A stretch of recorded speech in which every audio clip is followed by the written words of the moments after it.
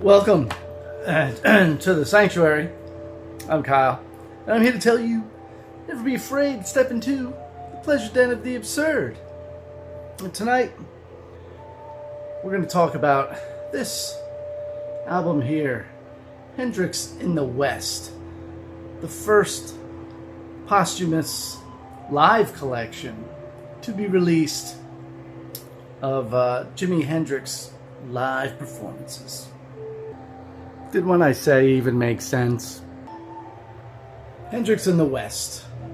Now, this copy that I'm holding up here was pressed in Holland, and it mirrors the UK release, which has the same tracks but a slightly different track listing than the American release. The UK version came out first in January 1972, and the US version was released in February of 1972. But that's apples and oranges. This is a great collection of live tracks. It features the original experience with Mitch Mitchell and Noel Redding, and it also has the Cry of Love band when Billy Cox replaced Noel Redding on bass.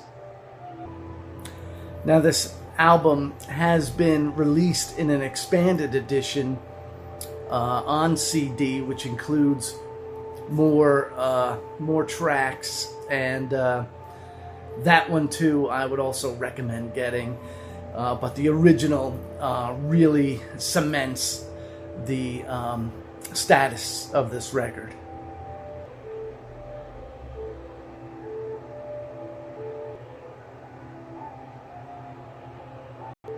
Alright, enough fooling around. Using my tool here, I'm going to read the notes on the back of this. It was produced by Eddie Kramer and John Jansen. Remixed by Eddie Kramer and John Jansen at Electric Lady Studios in New York City. Photography by Jim Marshall. Designed by Tom Wilkes for Camouflage Productions. This is the Polydor release that was printed in Holland. And side one here opens with Johnny Be Good, which has Mitch Mitchell and Billy Cox playing drums and bass respectively. That was recorded by engineer Abe Jacobs. That's followed with Lover Man, written by Jimi Hendrix. Both Johnny Be Good and Lover Man were recorded at the Berkeley Community Center by Wally Heider Recording. Again, engineer Abe Jacobs with Mitch Mitchell and Billy Cox. And another song, Blue Suede Shoes, written by Carl Perkins. Recorded at the Berkeley Community Center again. I do believe that this was a sound check. Not actually a concert performance. And then the side ends with Voodoo Child, Slight Return. This was recorded at the San Diego Sports Arena by Wally Heider Recording, engineer Abe Jacob, with Mitch Mitchell on drums, and this time it has Noel Redding on bass. The shows at the Berkeley Community Theater were filmed and released as this film, Jimmy Plays Berkeley. This was done in 1970, so Jimmy and his manager had made arrangements here. They had to square out some business dealings. Jimmy wanted to spend more time in the recording studio, and he wanted a less hectic touring schedule than he had had in previous years. So the arrangement was Jimmy could spend as much time as he wanted to in the studios during the week, and he would fly out for gigs on the weekends. And so Jimmy's manager, business manager, felt at the time, well, let me make a movie and send that on tour, you know, through the movie theater circuit.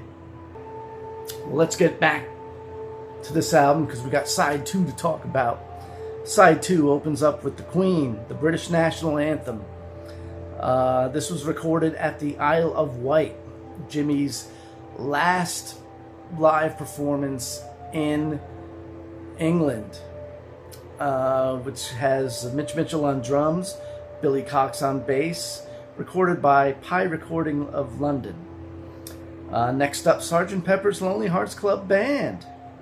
Yes, written by Lennon and McCartney.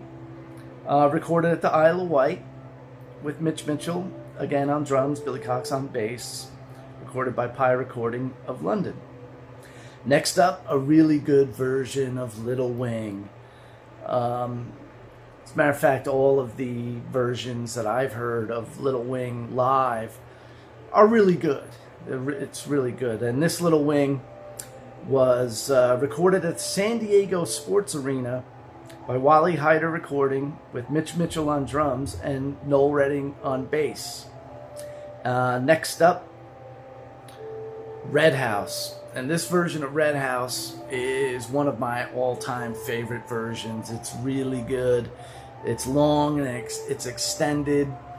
And Jimmy, you know, runs through his incredible licks. He brings the volume down and, you know, makes, you know, really draws you in with what he's doing, and then brings it up again. And, you know, it's got a lot of power and, you know, intention to it. And, you know, he plays a lot of great chords. He's getting a lot of interesting sounds through his instrument. You know, you got to hear it.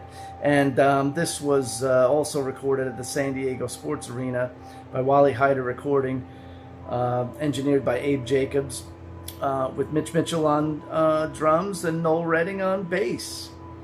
And so this album, you know, only has 8 tracks, and it's well worth a listen. The first posthumous live collection of recordings by Jimi Hendrix is a good one. And of course, that final England show at the Isle of Wight was documented and released in its entirety, the entire concert, as Blue Wild Angel, Jimi Hendrix live at the Isle of Wight. This is very well done, and you know, having Hendrix, you know, performing live on DVD is, you know, a good thing, and hearing it is great as well, as you well know. Hendrix in the West, a great live album. It sounds great. The fidelity on it is real nice. You can pick it up on LP, and you can even get the expanded edition to hear extra live goodness if you so wish. And with that, I want to thank you for watching. If you like this video, please click the like button. And if you really like what we do, is where we just set the camera down, hold stuff up, and talk about it, well, subscribe to the channel then. You know, like, comment, share, subscribe. And as always, I want to remind you to never be afraid to step into the pleasure den of the absurd.